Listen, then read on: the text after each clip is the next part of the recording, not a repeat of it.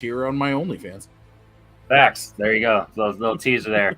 No intro for the show yet, so we don't have waste time with intro. Movie Cherry Mondays, show where we privately assign each other within our group of movies to first time watch. And so far, we're on episode 2, and it's just been the same 3, me, Tato, and Jay. We have others in our group that are going to show up just whenever availability, but that's kind of the point of the show. It's not meant to be like pressurized to watch the movies at a specific time. And also just show up in this specific time. If you make it, we'll talk about the movies. And if you don't, hey, you're still watching first-time watches behind the scenes. So it's not a big deal. With that said, Jay, how you feeling today, bud? I'm doing fantastic, man. I did the thing that I did last week and waited until the last minute to watch my movie, so it was still fresh in my main day.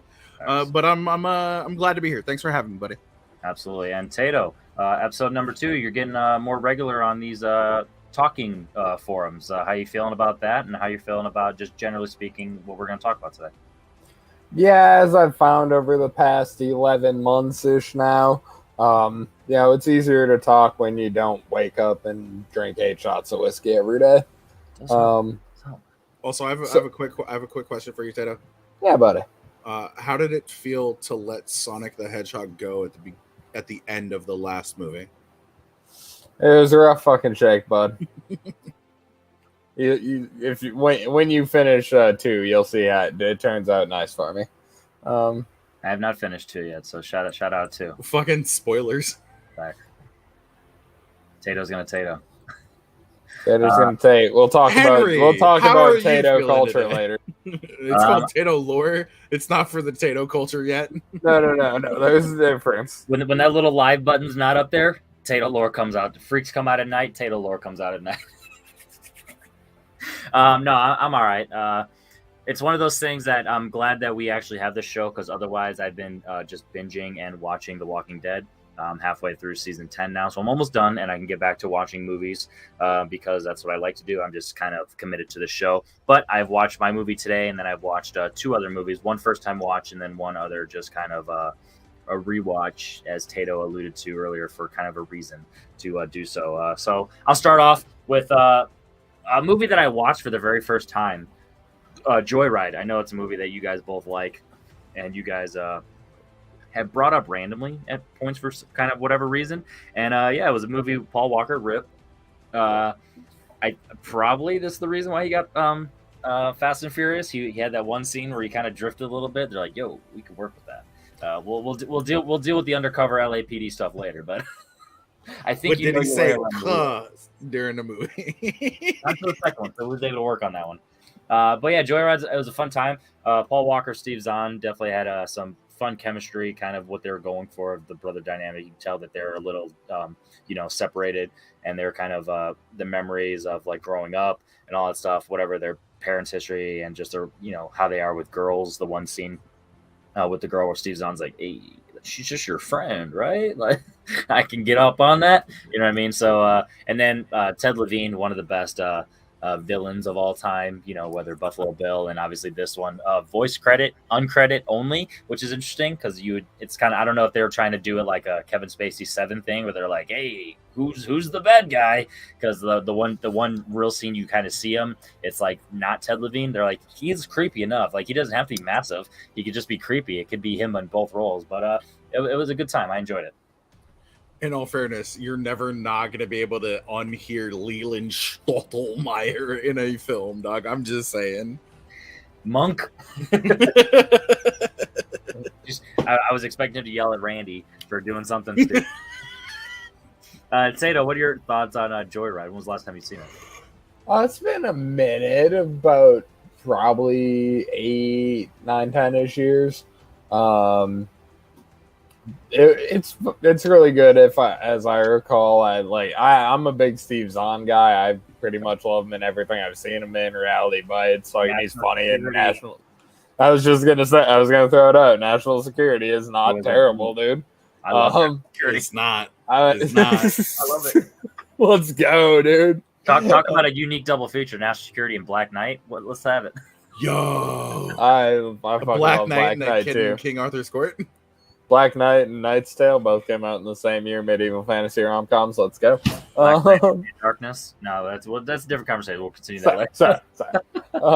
Yeah. So, but yeah, again, Reality Bites, that thing you do. Steve Zahn's fucking fantastic in that too. So love Steve Zahn.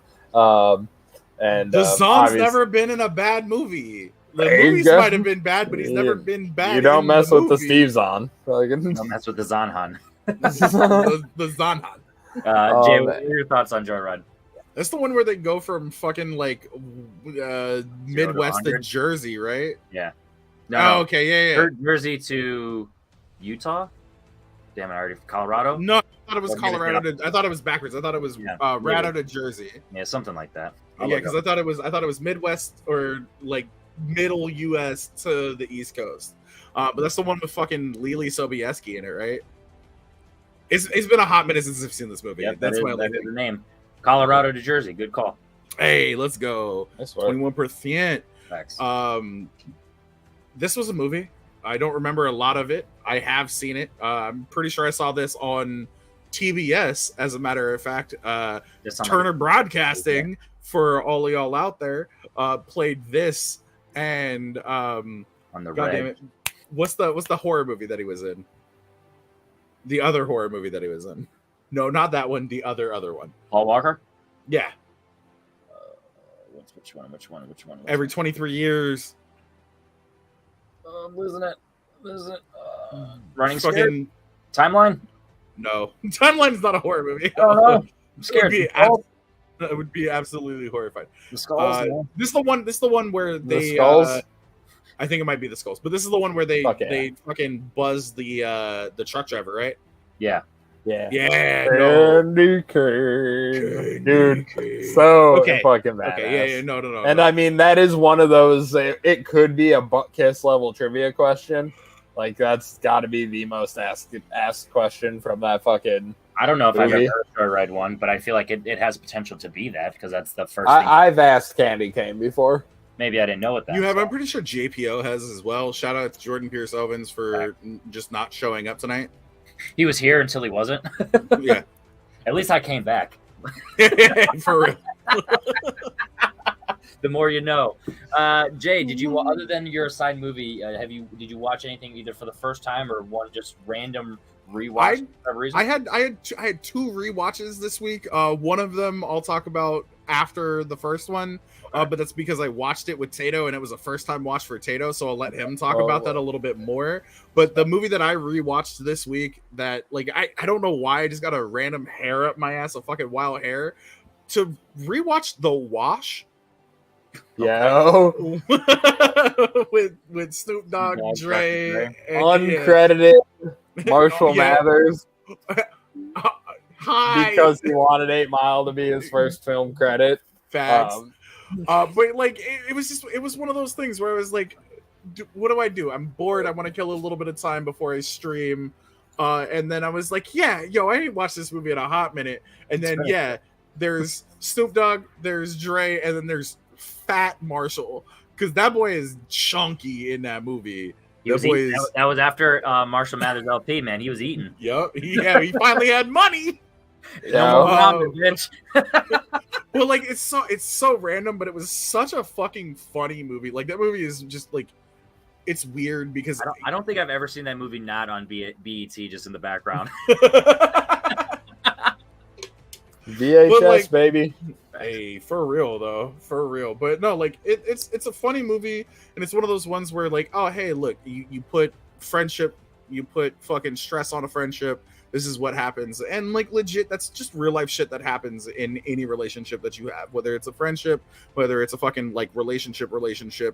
It's cool to see that it happens, and the movie is of the 90s. Let's be real here. That's a 90s movie if there was ever a fucking 90s movie. Yeah. Most underrated musician, actor of all time, Snoop Dogg, dude. He actually can act, and it's like I watched Baby Boy for the first time a couple months ago. Like once again, not on BET in the background, like actually watching it. In front of my son. He's good in Night Shift too with Jamie Foxx, bro. Yeah, like, he's my favorite fucking character in that movie. Shift, Day shift, yes, not night shift. Oh yeah, no, he was good as the cowboy or like whatever he was going for. That was a good time. Big then John, the his fucking one cowboy scene in crip. Training Day, you know what I mean? It smells like bacon up in this motherfucker. the Starsky and Hutch.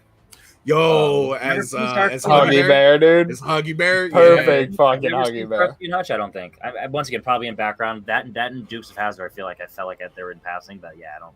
If I've seen them, don't know nothing about them. But yeah, The Wash is a movie that. Let's just put it this way: people in this community won't appreciate it. No, they're like, I'm uncomfortable. I don't know what you're referring to. I love that film. Because you're invited, you're invited like every 3 cookouts, but like you gotta we pass you the plate through the door. Tato's invited to the cookout where nobody asks who's all gonna be there. Exactly. They're like, shit, that motherfucker here. No, but that was a good time. But Tato, what is the movie that Jay was talking about? Your first time watch? Alrighty, he's referring to We're the Millers. First time, let's go, baby. Yep. So I referred. Bonograd, you only knew about Bonograd. You didn't know about the movie, or was that just only me and Jay talking about that? We were talking about it. Okay. Tato was there, but Tato's there through most of our conversation. I mean, yeah, fucking references happen that I don't get, and they're funny and shit. Review. Let's go. What do you got? Okay, fucking, I did not do a huge type up on this one, but I'll say I loved it. Fucking, I've recently fallen over the past several years, as most of fucking the world has fallen in love with Jason Sudeikis and shit via Ted Lasso, obviously. And so to see him play that character is kind of fucking hilarious at the same time as the character was invented, because 2013 was also when the first Ted Lasso skits aired. Before I blow my brains out. Hey, buddy. Right here. What's up? Oh, yeah. Wait. Fucking. Stole my iPhone. Aren't you homeless? So? I'll never turn down a Jennifer Aniston stripping scene. That makes sense. So when you gotta practice the big A. I almost brought that up abstinence. Too. We watched. So before we were waiting on Jay, I was like, "Have you ever seen Last Action Hero?" And he's like, "No." I'm like, "Well, okay. So before you watch that, have you seen a few Arnie movies?" So I was throwing on, and I threw out True Lies. I'm like, he's like, "I haven't seen that." I'm like, "Well, I'm about to spoil this striptease scene real quick." And he's like, "I just watched one." I'm like, "Oh, that'd be cool if you saw that, the Jennifer Aniston one, and whatever one you're talking about." Apparently, you were talking about the Jennifer Aniston one. Banger. It's a great strip scene. Great strip scene. Nice triple feature: The Wrestler, True Lies, and We're the Millers. Very different, but they got something in common. No, but continue. What were your thoughts on the movie, dude? I love this movie. Yeah, I really dug both the kids' performances. I'll just throw 4 stars. Yeah, 4 stars. Yeah, I love the fucking blooper reel and shit. Because I had seen the fucking Friends theme song one a bunch of times, and I had known it was from that movie, but I didn't know what the context was and shit. So she that was so good mad shit. in that scene too. That blooper, that was actually a prank on her. Like that, she literally didn't know that, so she was like, "You fuckers!" Like, that was legit a prank, and I love that. Yeah. Fucking Will fucking Poulter, holy shit! Because after we watched the movie, we went down a Will Poulter comedy rabbit hole. And Before. Oh, it was before. Fuck me. It was before, because I was like, oh yeah, no, you gotta watch this, and then I had Will Poulter on my mind, and I just started playing it in the background, and I just threw it up on the screen. It was like, yeah, he didn't even know it was a first time watch for me until the you guys are getting paid scene. I'm like, oh, I've seen this meme a bunch of times. He's like, wait, is this a fucking first time watch for you? I'm like, yeah, dude. That's literally how you did it. You're like, man, I've seen this movie. You guys have seen this movie? Like, paid? I've seen this movie 4 or 5 times. I've seen this movie twice. Wait, you guys have seen this movie? Exactly. Fucking yeah, I dug Emma Roberts and shit. Jay was the one who threw it out, but Will Poulter can die a happy man. Yeah, he can. He's the hang out with both Emma Roberts and Jennifer Aniston. Before his glow up too, that's crazy. That's the craziest part. Before his glow up. Before he was Adam fucking Warlock. I was like before his gold up. It was literal gold. I was literally born yesterday. No, I'm just kidding. But Ed Helms is hilarious as always. Fucking. Is that a dick move? Brad Girdlinger. What a fucking Nick Offerman and it was Agatha all along also make this Catherine fucking movie, dog. Yeah, Little baby I threw out that Catherine Hahn in an unhappy marriage is always a good time. It's fair. It's fair. That's fair. What would you rate this movie though, Tato? Like, I don't know if you dropped it on your letterbox, but what would you rate it? I did 4 stars, solid 4 ski. Just really funny, a lot of good, like fucking lot of heart and shit. And I see why people were calling for the sequel. I don't see it now. Like, I don't know how you would go about doing it now because I still hear people talk about it, but. You're a really aggressive lady. Exactly. You know what I'm saying? Where the Millers and Sex Drives would be a fun double. Road trip comedies like R-rated ones, that'd be a fun one. But yeah, it's a good time. Jay, have you seen anything else first time recently, or anything else? I'm just curious. Not first time watches. I rewatched Nope.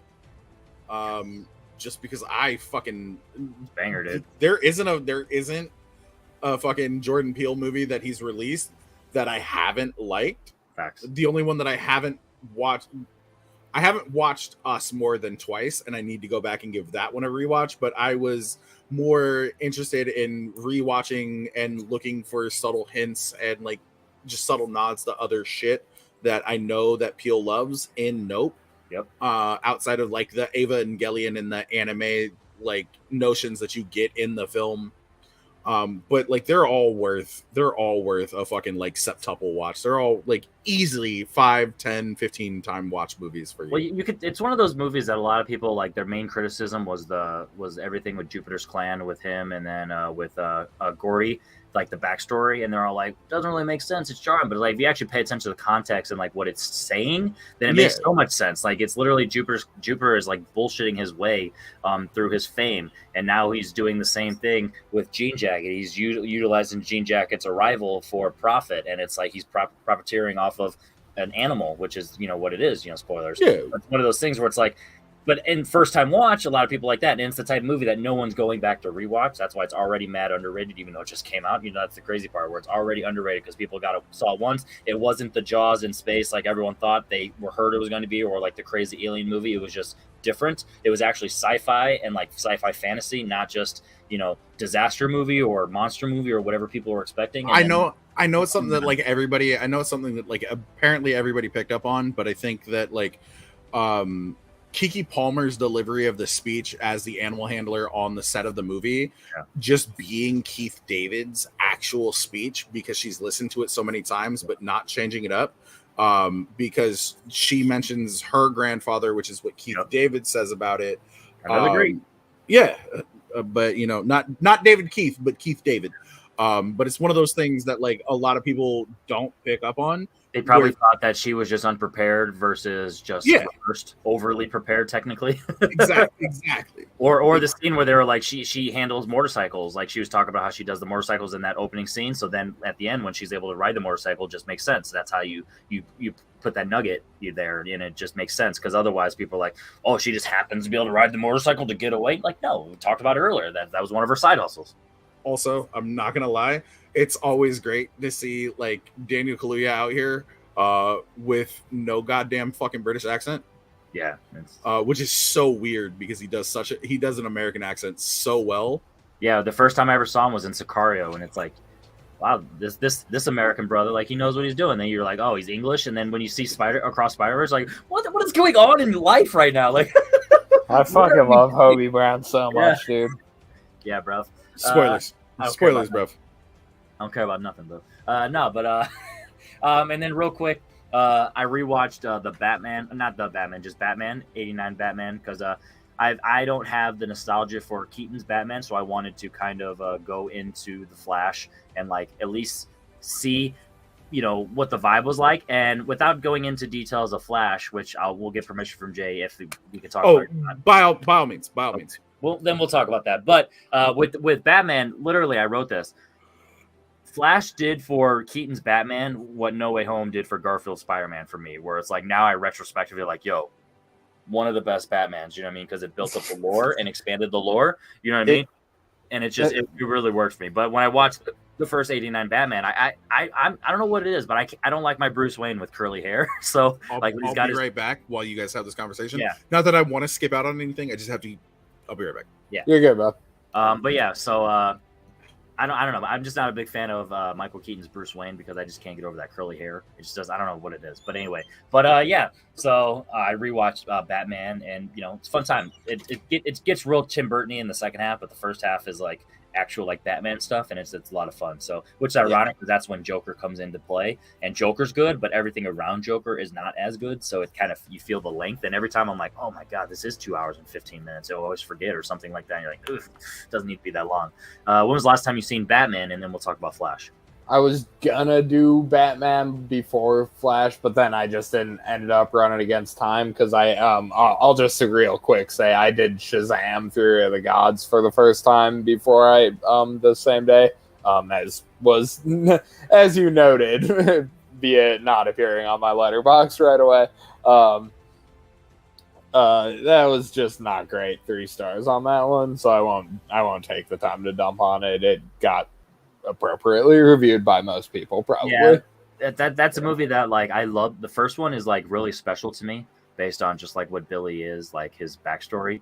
So that one's really special to me, and like the sequel just kind of, on no pun intended, dumps on essentially like his backstory and kind of takes it away. And I get, and then it's kind of what people were talking about. They're like, Billy is getting older as a teenager, but Zachary Levi's Billy is still acting like a teenager when he does his performance, and it doesn't. It's not. It's bad.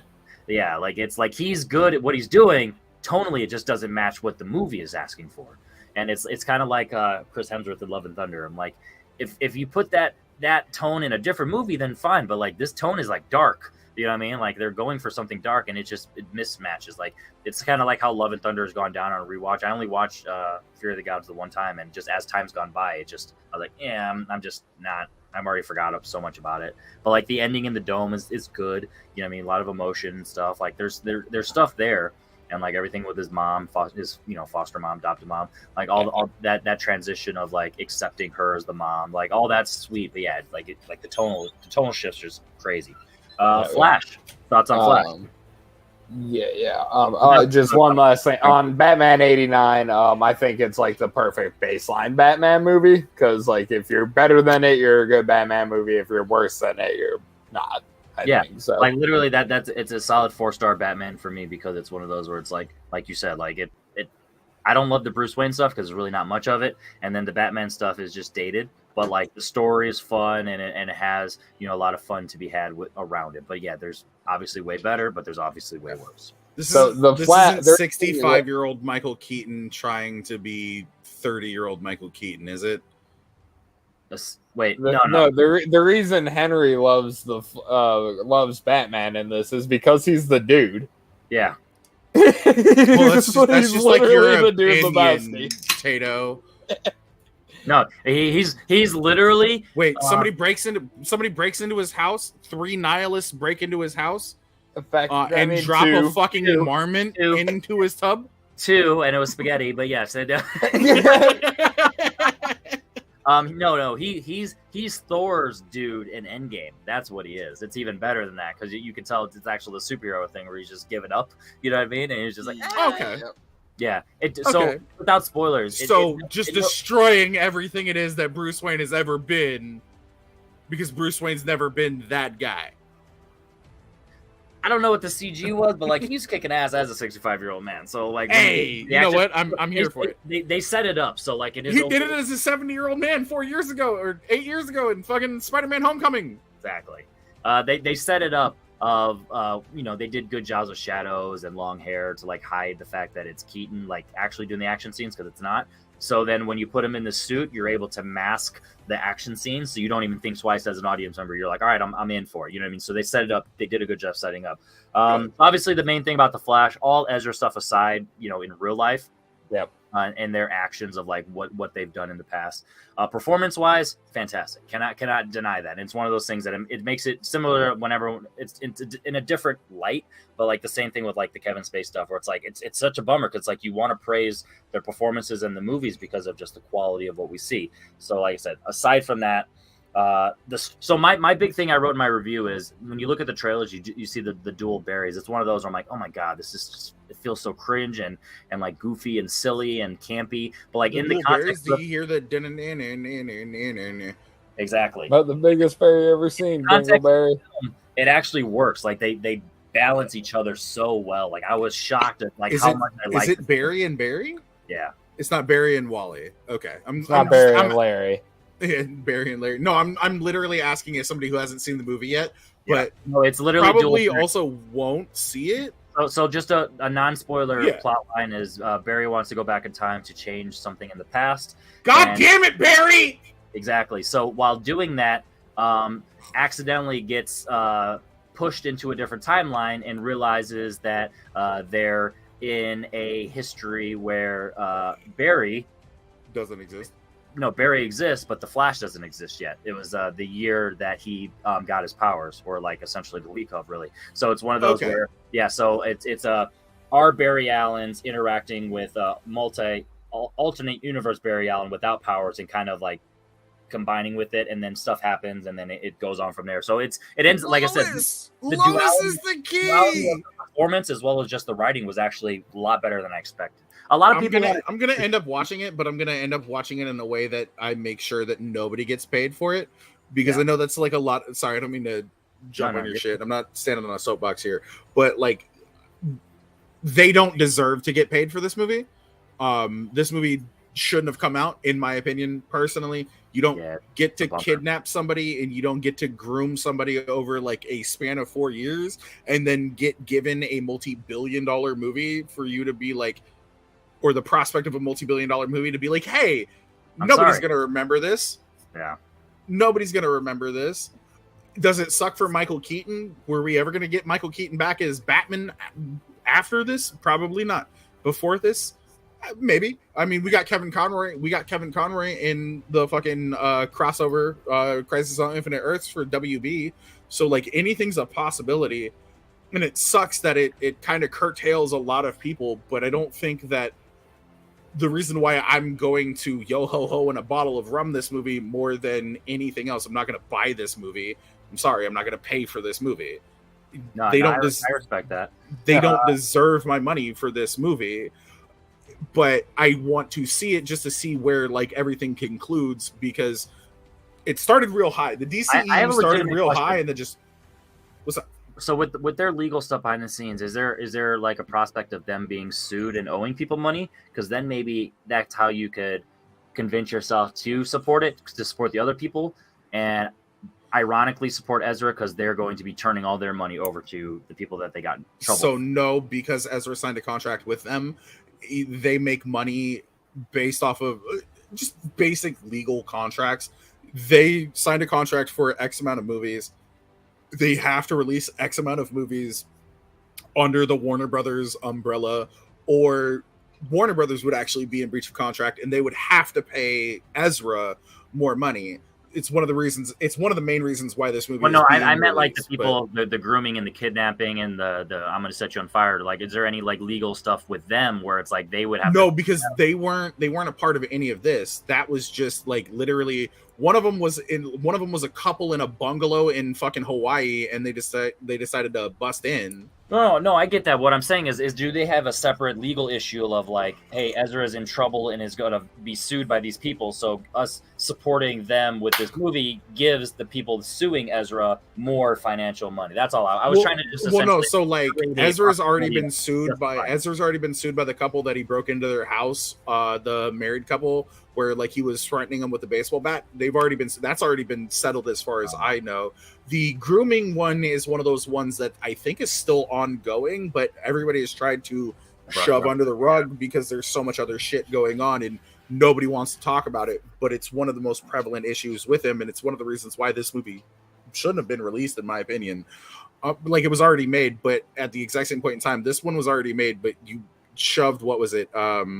Batgirl. Birds of Prey. Batgirl, thank you. I was going to say Birds of Prey, but we already got the Birds of Prey movie. But you axed Batgirl and shoved that bitch under the rug, and you're taking a $275 million hit there. This movie's only made like $67 million and it's only its opening weekend, but usually with a superhero movie, You want to be a all lot right. of people, yeah, exactly. You're looking for like a 250 to 300 million dollar opening worldwide. It's made $7 million outside of the US, and it's made $60 million in the US. Roughly, those were the numbers when I looked at it like late Saturday morning or late Sunday morning, early Saturday night. But that's not what you want when it comes to something like this. And this definitely is going to make a big impact on whether or not people take a chance with somebody like Ezra in the future, and I don't think that they should, personally. Yeah, it's one of those things that it's just a bummer. I wrote in my review because I'm good at comedy. Ezra Miller sucks as a person in real life, but this movie slaps harder than Jonathan Majors. So that was my joke there. Yeah, I would like Jonathan Majors is the low hanging fruit. I would have gone with Will Smith, because Will Smith don't slap that hard either. It was more of just that was more relevant. It was like, yeah, no, I get it. Two wrongs don't make a right. Topical. Yeah, exactly. Topical. But yeah, so but three lefts make a U-turn. Facts. So wrapping up the Flash, I like the movie. There's an early Flash sequence of getting objects in real time, and it is hilarious. CGI so bad. No, that doesn't bother you. I'm fine with that. That doesn't bother me. I want that to be bad because that's what literally, as I was watching, I'm like, this is that 2000s comic book that I love. You know what I mean? Like it feels like a comic book movie, but like good still. You know what I mean? It doesn't feel that like League of Extraordinary. If that works for you like that, that's cool. Yeah, and like that stuff was fun, and like if that, and even and then that and then stuff that happened in the third act. There's really only two major things that are like bad CG, quote unquote. And if in a 2.5 hour movie, if only really 2 sequences of bad CG. That's the only problem. I feel like that's not the big a deal because you took a risk. Like if you without spoilers, both times that the CG is what we're talking about, there's reasons on why you're doing it both times. So if it doesn't hold up, then that's fine. But like in a 2.5 hour movie, those are the only 2 sequences. I feel like people overblow the bad CG. Like that, those are the only 2 times. And I feel like they're so non-consequential of like the big picture. But anyway, 2 thumbs up on the Flash, 4 stars. Same. Yeah. Towards the top of my DCU movies, so it's a bummer. Like I said, all the other stuff because I really did like this movie. Is it The Dark Knight, and is it like the next best thing since sliced bread? Like people were saying. The third best comic book movie that's come out in the past month. What's the third one? It's Spider-Verse, Guardians 3, and then Guardians. I don't know. I might like it. Yeah, but there's a large leap in those for me, and I still haven't seen the movie. I might like it over Guardians. Guardians, I don't know. Nah. Guardians was almost perfect to me. Guardians 5 stars. Almost perfect. I don't know. There was something missing with Guardians. I don't know. I've been wanting to rewatch, but also I'm like, I don't like. I know it sounds crazy because I was just talking about the length of the Flash. Like if I had to pick right now between the two, I'm more likely to rewatch Flash than Guardians because I felt the length of Guardians. It could have been the tone. I don't know what it was, but like I'm like. I think what I think a lot of it is like obviously Spider-Verse. I'm watching it for public. Watch other one of these. Absolutely. Well, public opinion is kind of soured on Chris Pratt as well. But I don't think public opinion has soured. Being a dick, right? He's a homophobe. Okay. Like Chris Pratt's a part of a right-wing church in California that doesn't think that gay people should exist, which is a problem in of itself. But I think Ezra Miller's is more prominent to a lot of people, even though both stories kind of broke around the same time.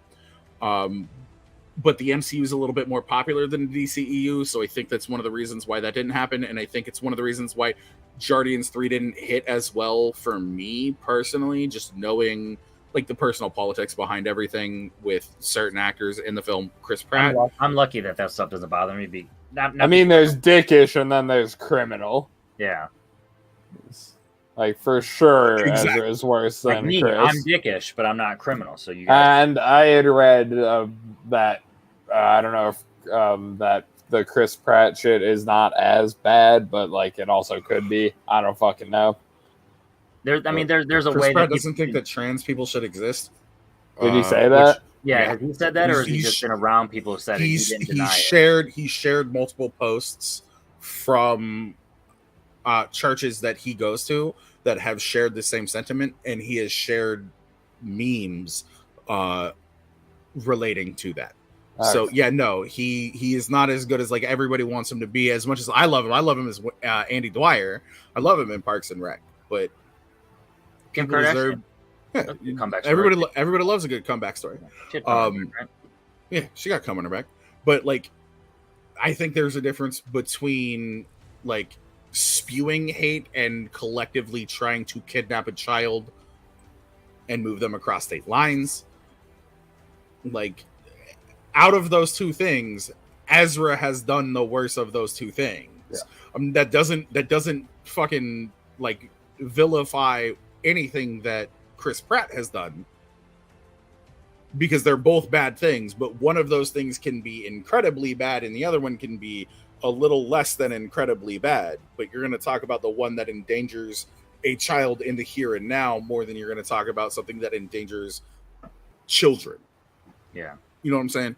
Which seems weird. Yeah, it's a bummer that this stuff exists. Like, you know, as fucking yeah. Yeah, it's a bummer. But with that said, we're gonna go on to fuck them. They're both terrible people. We're gonna go on to our cherries now. We're gonna pop our cherries. We're gonna go with mine first because I have the hottest take of them all. I watched Can't Hardly Wait per Jordan Pierce Owens' recommendation, and I hated this movie.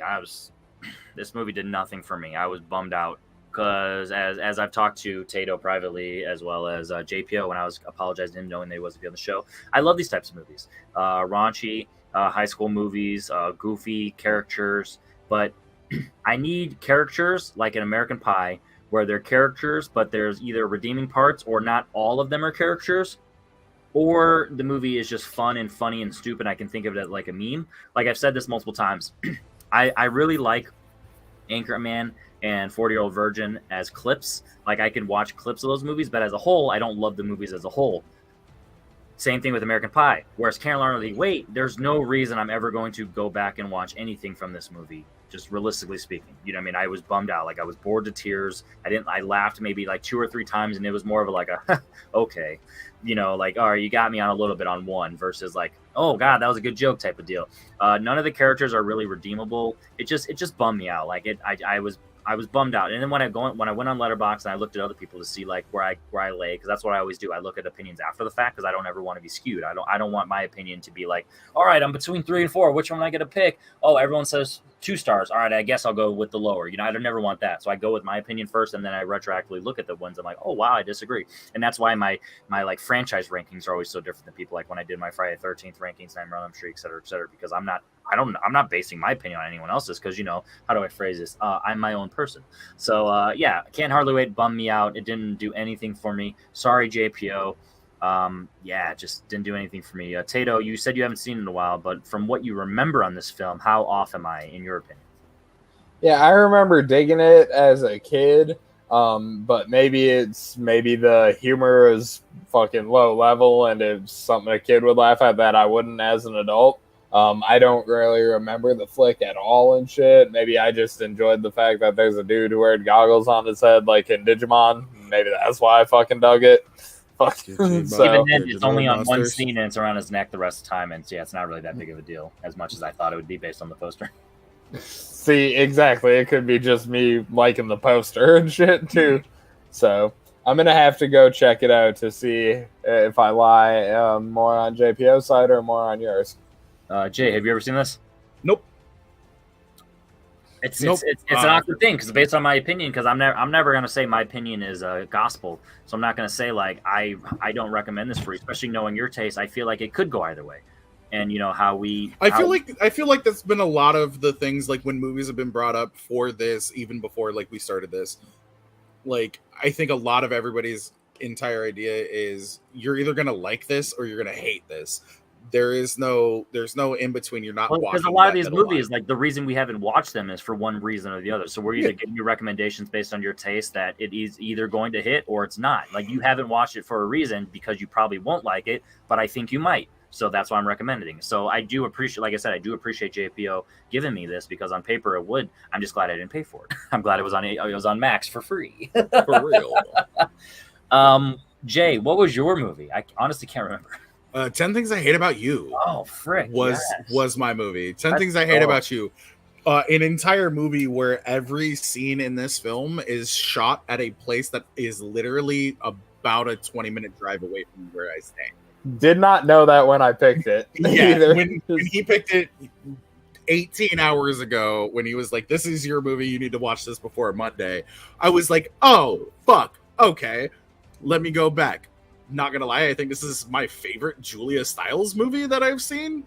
And it is like my 4th favorite Heath Ledger movie. And that's a Wow. good thing. That's not even a knock. No. That's a fucking phenomenal thing. I love Heath Ledger, dude. Love. No, still to this day, the man's never gonna come back and make another movie. Unfortunately, he can't. Rip to one of the goats. I was Fuck, expecting right, something come in Flash to be Heath Ledger. I'm not gonna lie. The entire time I'm like, all right, where are we going with this? We did No, on that. No Heath this Ledger. this is definitely a movie of the 90s. You get a lot of hard R words, tard, not but like this movie. Clip. No, okay. This movie is weird to me because like It's based on going Shakespeare. in. Did you know that? I did. Oh no! I never would have guessed that this is based on a Shakespeare play. Trivia. But like, there's a lot. No. Heath Ledger's name being fucking Patrick Verona, or fucking Julia Stiles' last name being Stratford, where Shakespeare is born in Stratford upon Avon. I never would have guessed. Well, I didn't know you were a nerd and knew that stuff. I didn't know. Yeah, that. no, I like- only know from trivia. So I was fucking Macbeth for 3 years, from the last year in middle school to my first 2 years in high school. Your boy played Macbeth. I like acting. Fucking leave me alone. Last But- for York, I knew it. In America. In America, pull out the blicky. No, I like this movie. I don't like this movie, I think, as much as like a lot of people thought I would have liked this movie. This is a solid 3 movie though.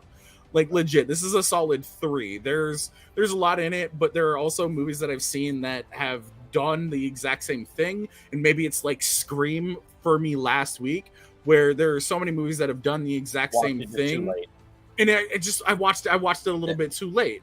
Which, like, okay, that's cool. David Krumholtz is fucking funny in this movie. Like, as a matter of fact, like, yeah, Joseph Gordon-Levitt. It's weird knowing that like the kid speaks fluent fucking French and is like, "Do you speak French?" No, but I can learn. Like, actually, kind of funny and a little bit of a meta joke for me. But like, there's a lot in this movie that I thoroughly enjoyed. But I think just because it's a 90s movie and I watched it in 2023, you lose a little bit after a decade and a half almost. And I watched it, I think, last year for the first time, and I think the same thing, where I really did like it, but I don't think it's ever going to take a shot, be top 100 material, but I did like it. Like, it's never one where if it's brought up, like, hey, you want to watch this? I'm not going to hesitate. I'll be like, yeah, I'm down to watch it, but I'm probably never considering it for my top 100, you know what I mean? So it's like the perfect thing where it's like, I missed the mark, but also I still really enjoyed it. I can't remember who it is, because it looks like it's not Sissy Spacek, it's the other one. She's the man, not from She's the Man. Joan Cusack. Joan Cusack, funny as fuck. I'm not gonna lie. She's writing a porno novel. Bratwurst. But no, when she's like, "What's another word for engorged a member?" I like literally said tumescent, and then like 3 seconds later, fucking what's her bucket? Julia Stiles walks in and says tumescent, and I was like, "Oh, let's go!" Okay, so I'm just like, there are scenes in this that I find incredibly funny. I like the fact that like Heath Ledger's character disappeared for a fucking year, and like everybody has all of these different theories about what happened, whether he was a part of a fucking porno shoot, whether he was in prison. All of this is incredibly funny, but like I think a lot of this comes down to 90s rom-coms are kind of fucking problematic if you look at them from the realm of 90s rom-coms. Like, not even the I'm gonna pay you $30 per date to go out with this girl so I can go out with her sister, but from the I'm gonna change who I am and lie to this girl throughout the entirety of this. Oh, this is my favorite band, even though I've never heard of them. I'm a heavy smoker, but I'm going to lie and say that I don't smoke, so you'll like me better. It's not even a rom-com, but they do that in Point Break with Keanu Reeves. And Laurie Penny's character is like, my parents died in a car crash. Oh my God, mine died in a plane crash. You want to be best friends? Yep. Like 90s, that was manipulation was 90s. It really was. And I think maybe like if I watched it when I was younger, I wouldn't have a problem with it. But watching it as an individual who's still kind of in like the dating scene, hitting his 30s, it's just one of those things where like if you watch movies like this and you grew up watching movies like this might be some of that shit might be your go-to moves, and then you're like, oh, this is why you're trash at what you do, because you watched this when you were 12 and you were like, this is what I should do. Don't do that. Well, that's a solid 3-star movie, though. That's how I am with School of Rock. It's one of my favorite movies of all time, and like because I watched it as a kid. But now, if I was to objectively watch now, I'm like, oh, he should be in jail. He should never be around kids. Like, there's so much wrong with this. But if you don't think about that as an adult, you know, because kids have touched me, and I'm sure I have touched them too. Oh my God. But no, like I didn't hate it, but I think this is one of those movies that more walks the line for me. Not the Dewey Cox story, and definitely not the Johnny Cash movie. The wrong kid. The wrong co-star died. But like that's the thing. This is one of those movies that I don't think is gonna go up, but it's definitely not gonna go down. I think I watched it at the point where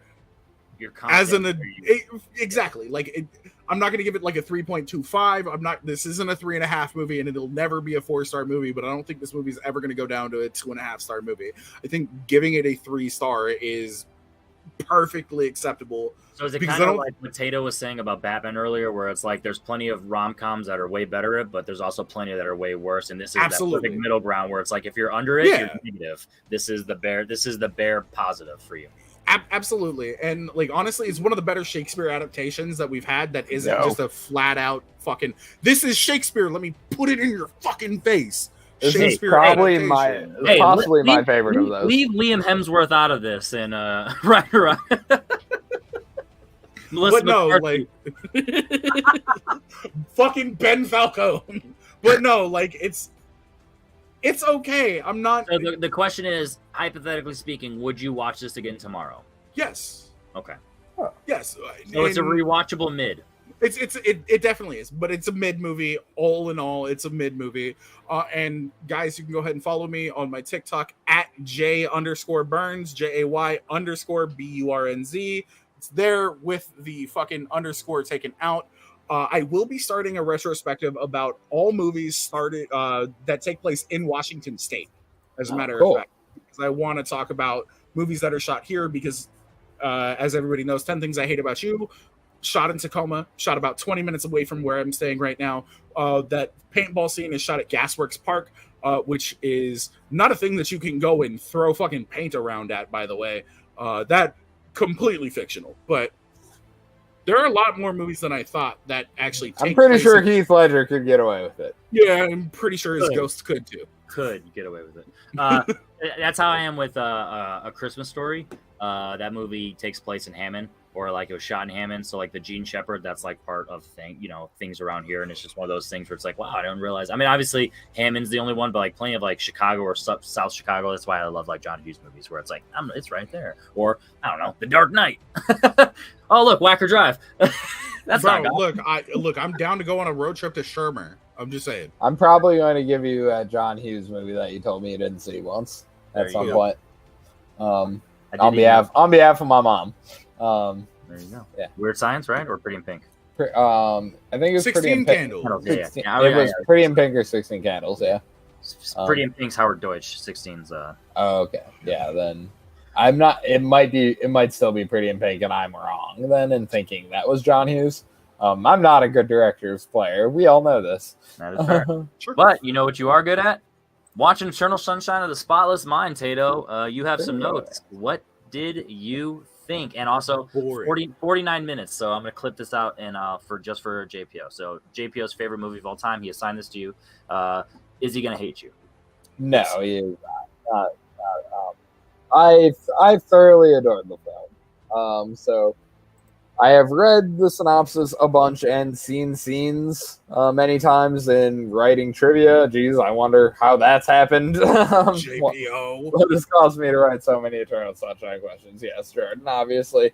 It still played fine for me, so I knew a lot of those twists, but it still played okay. I think it would have know been. it was surreal when going in. I feel like that's a major question. Did you know it was like a fever dream? Like it was a lot of like sci-fi stuff. Did you realize that? No, actually. Not so much. Like the way, like you can watch a lot of clips of this movie and not grasp where they take place in the movie because of the nature of the film. Like in a way you could do with a Tarantino movie if you just watched a bunch of clips of Pulp Fiction and shit, especially if you're just like, if you were watching them and not having seen the film in order based on exactly. As a trivia writer, you know, y'all know what I'm talking about. Facts. So good one. Yeah. That's Movie, where that not trivia writer. Yeah. I will not, Joel does not like sand. It's coarse, rough, irritating, and it gets everywhere. So that's always good. Another tie-in, they have dinner at Kang's, and with the nature of this film, fucking is this an conqueror of memory? Exactly. Is this an MCU film? Is there some Infinity Stone shenanigans going on at Lacuna? Is this what happened before Bruce became a? Exactly. Is that a variant of Bruce Banner? Who the fuck knows? Like, we got lots of shenanigans possibly afoot here. It's her time. If Mary J didn't become an actress and she just decided to be a helper. Yep, fucking she's. If Frodo shaved his toes, you never know. Like, fucking upside down eyes. Elijah Wood scared the fuck out of me. Yeah. Like, that was a solid jump scare, dude. It's literally just Elijah Wood's face. You're not wrong. Is this the first like dramatic role you've seen from Jim Carrey? Like, what are your thoughts on that? His performance. Oh, it's really fucking good. All the acting in this is really solid. Kate Winslet is top. I like Elijah Wood's performance. I like Mark Ruffalo's performance. Let's see what. I think I had some notes. Particularly on Jim Carrey. When you get the Jim Carrey, and you contain him for the vast majority of the film, and you only let him Jim Carrey for time to time, it's a tough tightrope that you got to walk, and I really think they nailed it. Yeah, this is the first. Like, obviously, people like saw Truman Show before it, and like The Majestic, but like this is the first pure drama where they're like, yo, this guy can do it. Like a lot, just like with Adam Sandler, where it took until Uncut Gems, because a lot of people, saw Punch Drunk Love, but it's like weird and quirky and like funny people and stuff like that. But like Uncut Gems was the first time. So yeah, same thing with Jim Carrey. Like this is the first time where they're like, no, this is just a like you could tell me that wasn't Jim Carrey and I wouldn't believe you because of just how not Jim Carrey he is, but like in a good way. Like yeah, he's fantastic. Yeah. Do you have any relationships? Whenever I think about this movie, do you have any relationships where you would take this approach of like this without going into details? Not getting like heartbroken. But sure. Like, were you able to relate on like what they're going through? No, that one is what I think prevents this from being above. I'll throw it out now as 4 stars for me because like everything about this movie is good. I love the cinematography. I love the sound. I love the fucking acting, as I mentioned. He loves I like this. It's called Book Slave. Yeah. I did not like fucking homegirl appropriating Tato culture with her Tato. Yeah, no, that's so that I told you we'd talk about Tato culture later. This is where it's coming up. So that's not cool on Clementine's part. Like, especially as someone else who is named for a food, she should fucking know better. Oh my darling, darling Tato lore. But yeah, I don't like any of these characters. I don't know if they're meant to be likable. Like, I don't particularly like, yeah, exactly. So I was just double checking, like, because obviously Elijah Wood is not meant to be for reasons. But I wasn't sure if you were meant to like how you were meant to feel about Jim Carrey's character and shit. So So my interpretation, like to separate this from like Can't Hardly Wait, is like even though they're not likable, they're written in a way where you're following them and you feel for them. You just don't feel with them, kind of. You know what I mean? Or vice versa. You either relate to them, but you hate yourself for doing it because they're shitty people, and it kind of puts you in that seat.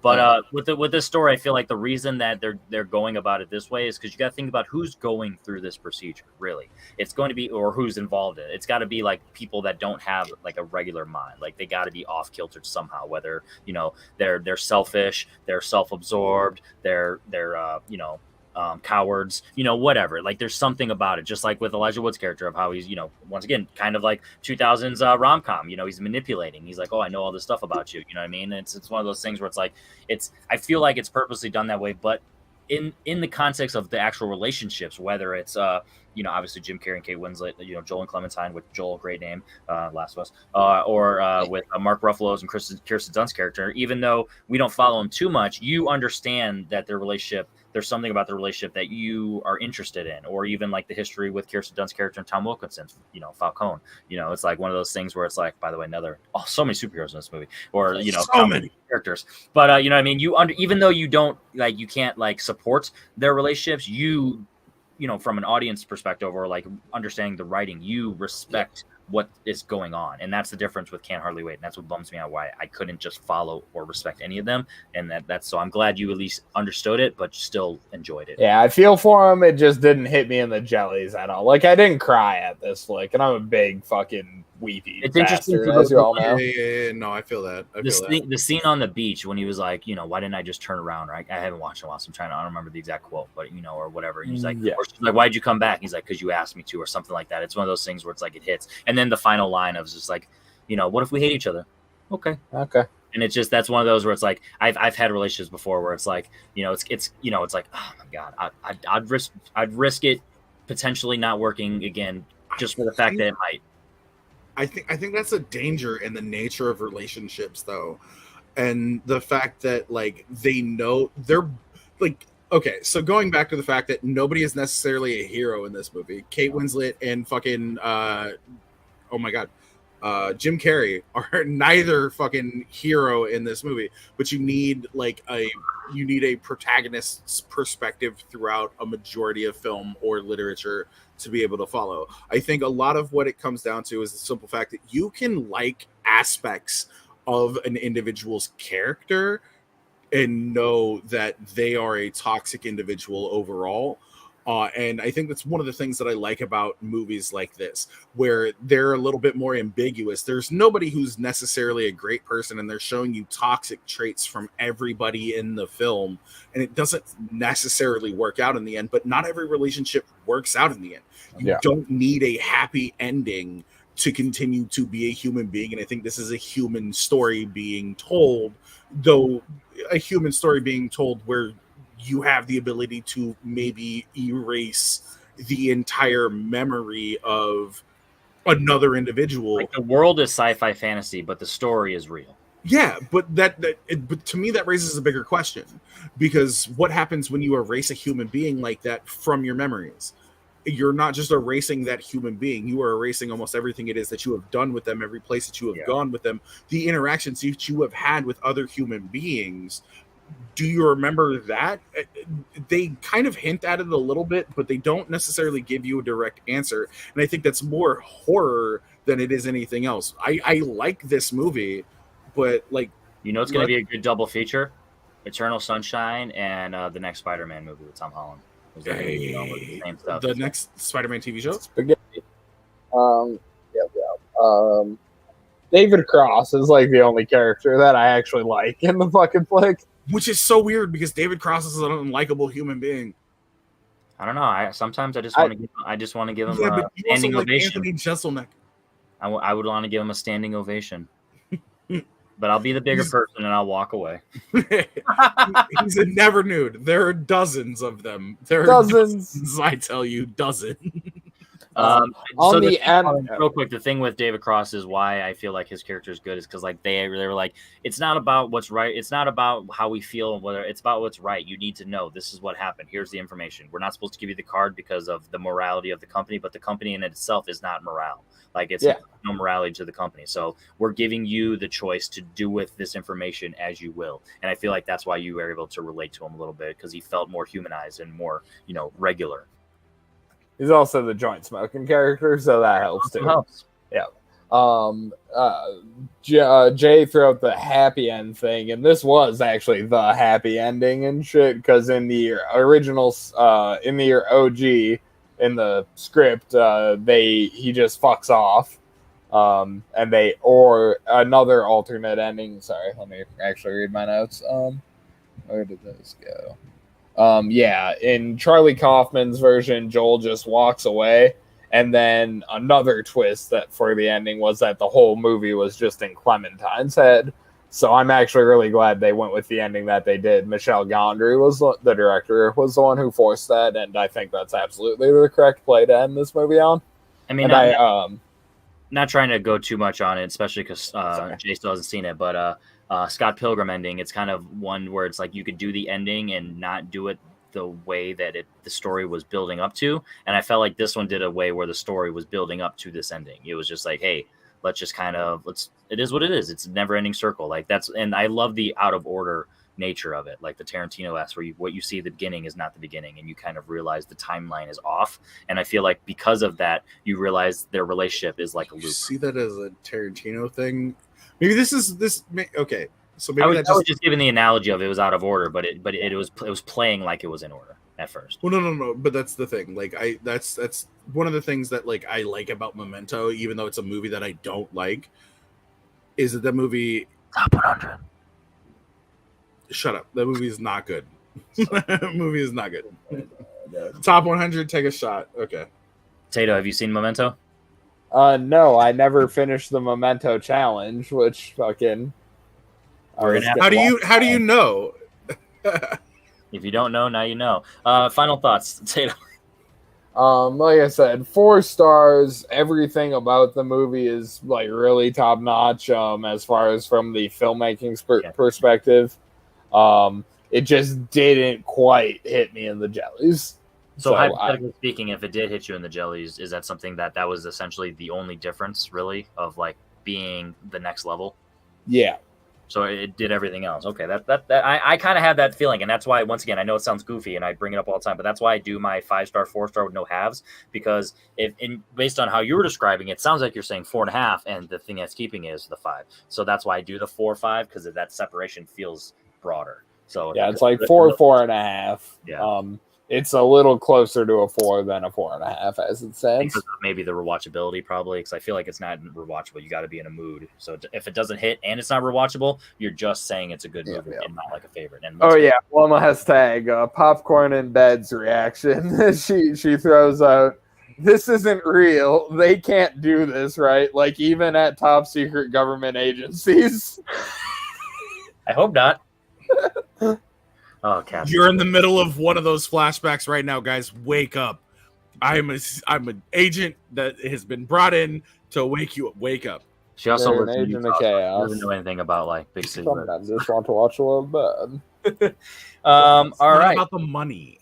It's about sending a message. Exactly. Chaos, anarchy. Tato, have you seen Punch Drunk Love? I have not. I think that's the movie I'm going to give you, because I feel like that's a great double feature now that you've seen that, because it's unorthodox relationships. So no going in, you're not supposed to relate to them. You're just supposed to understand that they're meant for each other. And if you go in with that immediately, you'll be able to hit it harder. And because it's also he loves Superman. Adam Sandler, not you. I know, not me. I'm Batman. So that is, obviously this wasn't the plan, but that is the movie I'm giving to you. So I'm giving you that, and then we'll figure out what happens for me and Jay from someone else, because we've already given each other movies. But let me give you the one that my mom wants to give you. And all right, Tato's gonna give it to me. Ooh, Tate gonna give it to you. Wait, Jay, have I given you one? I didn't give you one, right? No, JPO gave me Scream. Oh yeah, and then Tato gave me 10 things. then I can give you one. I am going to give you. It better be a watch along movie so we can do an entire sideshow. I'm down.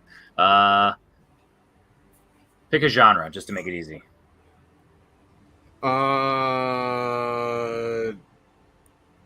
Give me action. Interesting. Not action adventure, but like I you know. have a pure action. Yeah.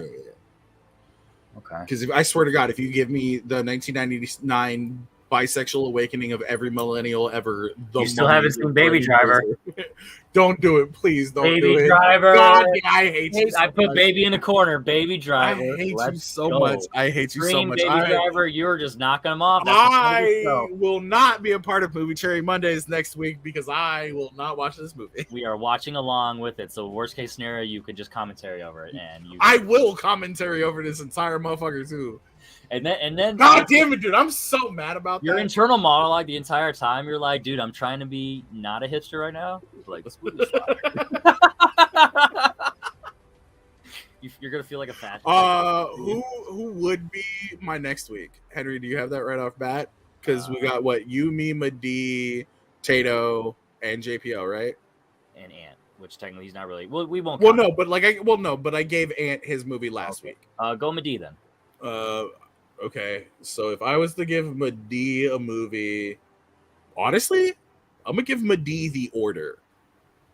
Okay, what is that? The Order is one of those last movies that you got Heath Ledger in. Yep. You get Mark Addy again in Shannon's house. Yeah, that's what I'm Knights saying. Terror reunion, baby. Yeah, that's what I'm saying, 16 candles it will be. I Just told to you it was confirm. 16 candles, bro. I told you it was 16 candles. But yeah, no. All right. So The Order, that's interesting. By the way, speaking of Heath Ledger, have you seen Lords of Dogtown? I have seen Lords of Dogtown. That's a good movie. I have seen Lords of Dogtown. And 16 Candles on Hulu, so we're good. I can watch it. Perfect. Okay. All right. So there's that. So next week it'll definitely be us three, and we'll hopefully get other people. So Tato is watching. I already forgot. Tato is watching Punch Drunk Love. Yep. Jay is being around Baby Driver. We'll see if he watches it or pays attention. And I am going to be watching 16 Candles. So stay tuned for that. So my name is Henry Confidential. That is Jay Burns. That is Tato. Make sure you follow Jay on his Twitch at twitchtv.com/LooseTheron, as well as on his TikToks. What are you calling it? TikToks? Oh, it's at J_Burns. So there's just an underscore in between my name. There you go. And then make sure you check out everything Tato's doing, Lights Out Trivia, as well as Movie Battleground, and obviously here. So with that said, my name is Henry Confidential. Drop your ratings for these movies below. 10 Things I Hate About You, Can't Hardly Wait, and Eternal Sunshine of the Spotless Mind. And if you guys have never seen the movies that we're watching for next week, go ahead and watch them so you can be in the comments watching it with us. My name is Henry Confidential. We will see you next Monday. Cherries.